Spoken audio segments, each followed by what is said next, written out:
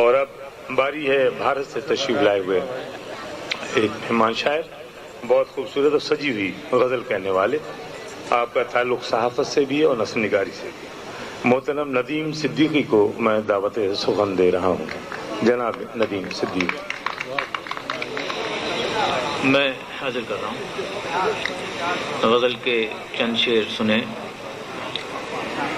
عرض کر رہا ہوں کہ گہرے سمندروں میں سفر کر رہا ہوں میں، بالآخر اتر گئے. توجہ کی درخواست. گہرے سمندروں میں گہرے سمندروں میں بالآخر اتر گئے. خوش فہمیوں کا زہر پیا اور مر گئے. کیا کہنے واہ. کہ گہرے سمندروں میں بالآخر اتر گئے. خوش فہمیوں کا زہر پیا اور مر گئے. اور شعر سنیں کہ ہم ملاحظہ فرمائیں کہ ہم عہد نو کے لوگ بھی اللہ کی پناہ.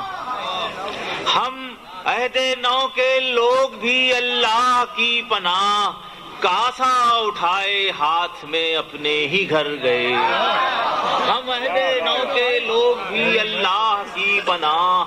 ہم عہد نو کے لوگ بھی اللہ کی پناہ. کاسا اٹھائے ہاتھ میں اپنے ہی گھر گئے. گہرے سمندروں میں بالآخر اتر گئے. خوش فہمیوں کا زہر پیا اور مر گئے. ملاحظہ فرمائیں کہ کچھ لوگ اڑ رہے تھے ہواؤں کے دوش پر. کچھ لوگ اڑ رہے تھے ہواؤں کے دوش پر.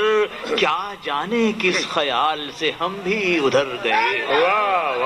کہ کچھ لوگ اڑ رہے تھے ہواؤں کے دوش پر.